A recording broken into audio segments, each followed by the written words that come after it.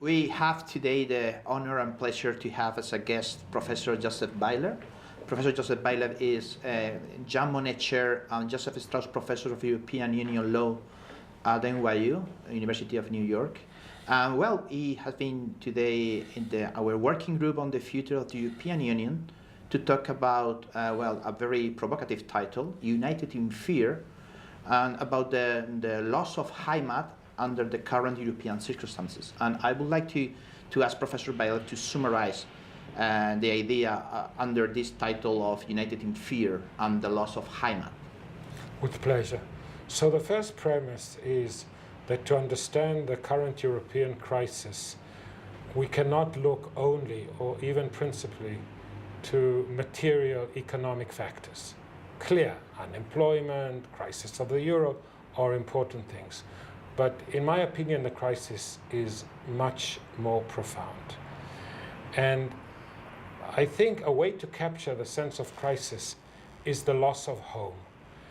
Heimat is a better word because Heimat, like hogar in Spanish, has a significance that is not material, not even spatial. Your home, your hogar, is where you feel comfortable. It's a spiritual situation. And the loss of home creates fear. Other than the loss of life, the most disorienting thing in the human condition is to lose one's home. And my thesis is very simple, that various actors, governments, states, but also in our society, are experiencing a loss of home. And the reaction to the loss of home is fear. And the reaction to fear is to circle the wagons and to shoot in every direction. And the consequences for Europe are fatal. So I give 2 or 3 examples. Take the institutions of the European Union. What is their home? Clearly not the Bel Air.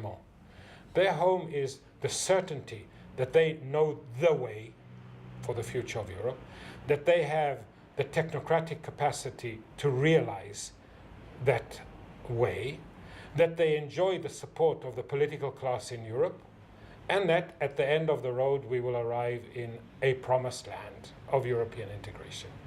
And what surprise to discover that the way that they have known is now contested, that the technocratic means have not given a solution to the deep sense of disorientation and Euroscepticism, that they have lost in large measure the support even of the political class, and that what one considers as the promised land to many appears as very different to a promised land, a different kind of land.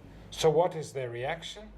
They circle the wagons and they shout at the top of their voice, more Europe. And we see it at all levels in Europe. The reaction to Brexit is we need a hard Brexit. We need the Britons, Great Britain, the United Kingdom to suffer, to be punished, because if not, it will encourage others to follow the same way. Do you base the future of Europe on a politics of fear? I think not. I think not. So it's with this realization that I take the analysis one step further, and I say that the most important and deepest damage that the crisis has produced in Europe is a change of self-understanding regarding European integration. European integration began as a functionalist project. In the language of the Schuman Declaration, concrete achievements leading to de facto solidarity. That's pure functionalism, because if you don't produce concrete achievements, no solidarity. The project loses its sense. But with the years, with the passing decades, there was a change of consciousness. Instead of a functionalist project, a community of fate. What does a community of fate mean? Let's take the French. They can disagree on everything. They can face a crisis which was no less profound than the crisis that Europe itself faces. But they never put in doubt France. They put in doubt the future of France, more socialist, more growth, more austerity, more liberal. But France is their community of destiny. All these debates take place within a French context. And the same is true in other European countries. Europe slowly became a community of fate. And now that has changed.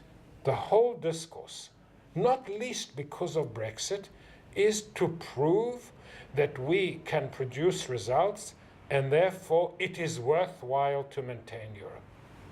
Again, a functionalist project. So when I think about the future, of course it's important to find solutions for the crisis of the euro, to fiscal Europe. We waste our money in the security sector. The combined defense budget of all the member states is greater than the defense budget of Russia. Yeah.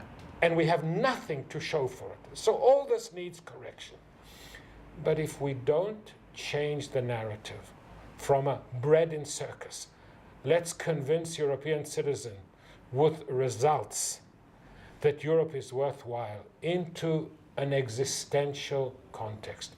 We are Europeans. There's no escape. What we do in Spain has an impact on France. What France does has an impact on Germany.